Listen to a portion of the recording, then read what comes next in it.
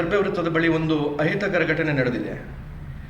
ಈ ಘಟನೆಯಲ್ಲಿ ಒಂದು ಅಂಗಡಿಯಲ್ಲಿ ವ್ಯವಹಾರ ನಿಮಿತ್ತ ಏನೋ ಒಂದು ಕಿರಿಕಿರಿ ಆದಾಗ ಆ ವಿಷಯವನ್ನು ಘಟನೆಯನ್ನು ಹಿಡ್ಕೊಂಡು ಅದಕ್ಕೆ ಸಂಬಂಧಪಟ್ಟ ಇಲಾಖೆಗಳಿದೆ, ಕನ್ಸ್ಯೂಮರ್ ಕೋರ್ಟ್ ಇದೆ ಅಥವಾ ಪೊಲೀಸ್ ಇಲಾಖೆ ಇದೆ, ಅಲ್ಲಿ ಕಂಪ್ಲೇಂಟ್ ಮಾಡಿ ಅದನ್ನು ಬಗೆಹರಿಸಿಕೊಳ್ಳೋದು ಬಿಟ್ಟು ಏಕಾಏಕಿ ನುಗ್ಗಿ ಆ ಅಂಗಡಿಯ ಮಾಲಕ ಇರ್ಬೋದು, ಅವರ ಪತ್ನಿ ಇರ್ಬೋದು ಅಥವಾ ಮಗನ ಮೇಲೆ ಕೈ ಮಾಡುವಂಥದ್ದು ಅದು ಸರ್ವತಾ ಖಂಡನೀಯ.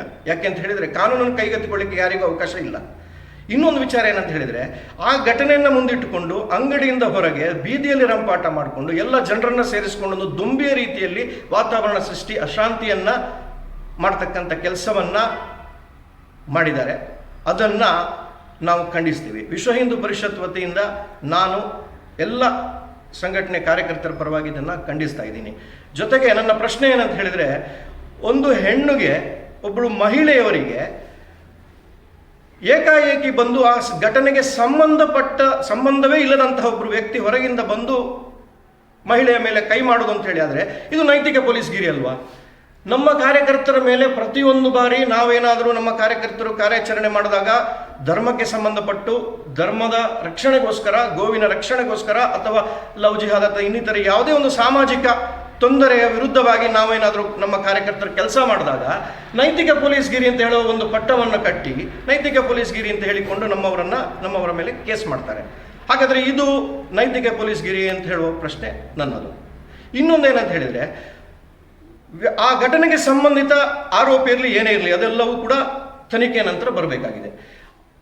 ಸಂಬಂಧಪಟ್ಟ ಅಂಗಡಿಯ ವ್ಯಕ್ತಿಗಳನ್ನು ಏನು ಪೊಲೀಸರು ಸುಪರ್ದಿಗೆ ತೆಗೆದುಕೊಂಡ ನಂತರ ಅವರನ್ನು ಪೊಲೀಸ್ ಜೀಪಲ್ಲಿ ಕೂತ್ಕೊಳಿಸಿದ ನಂತರ ಅದರ ನಂತರವೂ ಕೂಡ ಮತಾಂಧರು ಹೋಗಿ ಪೊಲೀಸ್ ಜೀಪಿನ ಒಳಗೆ ನುಗ್ಗಿ ಹಲ್ಲೆ ಮಾಡೋದು ಅಂತ ಹೇಳಿದರೆ ಪೊಲೀಸರ ಉಪಸ್ಥಿತಿಯಲ್ಲೇ ಇದು ಅತ್ಯಂತ ದುರಹಂಕಾರದ ವರ್ತನೆ ಅಂತ ನಾನು ಹೇಳಲಿಕ್ಕೆ ಇಚ್ಛೆ ಪಡ್ತೀನಿ. ಯಾಕೆಂತ ಹೇಳಿದರೆ ಇದು ಕಾನೂನಿಗೆ ಯಾವುದೇ ಬೆಲೆ ಕೊಡದಂತಹ ಒಂದು ಸಮಾಜಘಾತುಕ ವ್ಯಕ್ತಿಗಳು ಮಾಡುವಂತಹ ಒಂದು ಕೃತ್ಯ.